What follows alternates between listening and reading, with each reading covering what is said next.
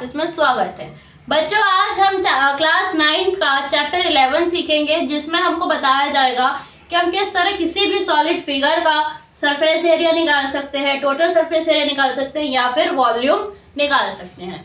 ठीक है बच्चों, देखो आप लोगों को बोर्ड पे यहाँ पे ना कुछ फॉर्मूले मैंने लिख रखे हैं, दिख रहे होंगे कि जैसे हमारे पास फॉर्मूला है curve surface area of cone, total surface area of cone, volume of cone, surface area of sphere and all that. ऐसे क्या है, बहुत सारे फॉर्मूलेज हैं। सिर्फ यही फॉर्मूलेज है बच्चों, 8-9 फॉर्मूले हैं, ठीक है, या फिर जो एक आधा होगा वो हम एक्सरसाइजेज में पढ़ लेंगे। इन्हीं फॉर्मूलेज के बेसिस पे आपका पूरा चैप्टर बच्चों ये क्लियर होगा। ठीक है, याद रखना ये एक स्कोरिंग चैप्टर है, इसको अगर अच्छे से सीख लोगे, आपकी कैलकुलेशन को स्ट्रॉन्ग कर लोगे तो आप इसमें पूरे के पूरे नंबर ला सकते हो। कोई आपको फेल नहीं करेगा इस चैप्टर में, अगर आपने मेरे से ये चैप्टर अच्छे से समझ लिया तो। ठीक है बच्चों, अब हमें फर्स्ट फॉर्मूला हमसे बोल रहा है curve surface area of cone, pi R L. ठीक है बच्चों, कोन मालूम है ना क्या होता है? कोन वो होता है बर्ड, आप लोगों ने बर्थडे कैप देखी है ना, जो एक ट्रायंगल शेप में होते हैं, बीच में से नीचे सर्कल होता है ना, तो उसे वो कहते हैं कोन।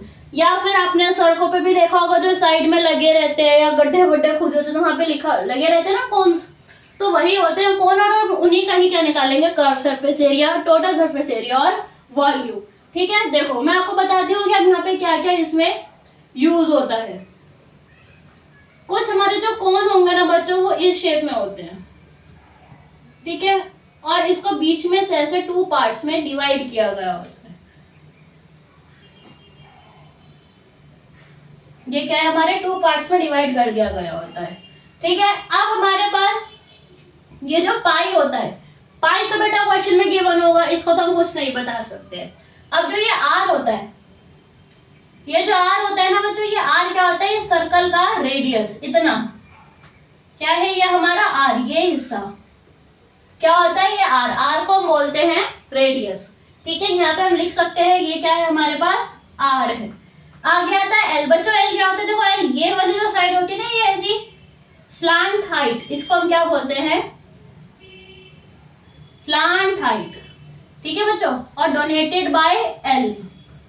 ठीक है, और दूसरा इसमें आता है एच। जैसा वॉल्यूम ऑफ कोन में हमें किसकी जरूरत पड़ेगी, एच की। एच क्या है बच्चों, एच ये बीच वाली लाइन होती है, जो बीच वाली लाइन होती है ना, जो डिवाइड करती है, उसको हम क्या बोलते हैं, एच बोलते हैं। समझ आ गया? अब इसमें एक चीज और आता है एल। कभी कभी क्या होता है कि किसी किसी क्वेश्चन में ना हमें एल नहीं दिया गया होता है, तो बेटा एल निकालने का फॉर्मूला देखो मैंने यहाँ लिख रखा है, एल इक्वल्स टू रूट में r square plus H square.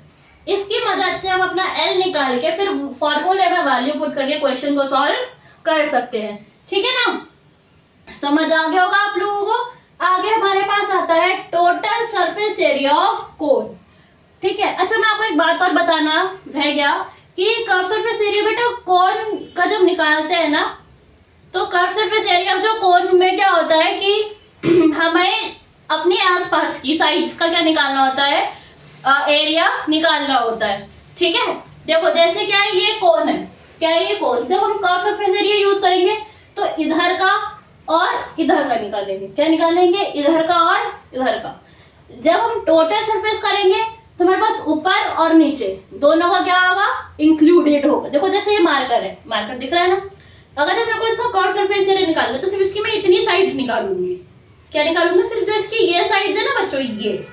अगर मेरे को उसमें टोटल सरफेस पूछ रहा है तो टोटल में मैं इसको ऊपर का भी सर्कल काउंट करूंगी और नीचे का भी काउंट करूंगी। ठीक है ना।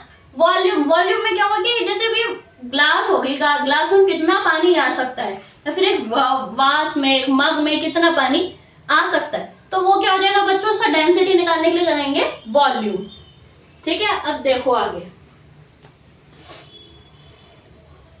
ठीक है बच्चों, अब हमारे पास क्या आता है, अब है स्फीयर। स्फीयर, अच्छा स्फीयर कैसा होता है, बॉल देखे ना, बॉल, बॉल हो गया, अर्थ हो गया, तो वो सब क्या है हमारे पास, स्फीयर होता है ना। तो इस स्फीयर का फॉर्मूला क्या है बच्चों, सरफेस एरिया स्फीयर होता है 4 पाई आर स्क्वायर। ठीक है, वॉल्यूम ऑफ स्फीयर में होगा 4/3। अच्छा स्फीयर में कर्व सरफेस नहीं है, टोटल नहीं है, क्यों, क्योंकि स्फीयर का, बॉल का, किसी का भी कोई साइड ही नहीं है, दे हैव नो साइड्स ना, नो एजेस, नो वर्टिकल्स, तो उसका हम क्या निकालते हैं, उसका कोई भी सरफेस क्या कहते हैं कर्व नहीं होता और कोई भी टोटल नहीं होता, उसका सिर्फ खाली सरफेस एरिया होता है 4πr² और वॉल्यूम का होता है 4/3πr क्यूब। वॉल्यूम हमेशा बच्चों क्यूब में निकलेगा, ये हमेशा याद रखिएगा आप लोग, ठीक है ना। आगे हमारे पास आता है curve surface area of hemisphere, ठीक है। अब curve surface area of hemisphere क्या होता है बच्चों, जो स्फीयर होगा ना, स्फीयर का आधा, स्फीयर का आधा, कटोरी होती है ना आप लोगों के घर में, कटोरी हो गई, बाउल्स हो गए, है ना, तो बच्चों वो सब क्या है, हेमिस्फीयर है।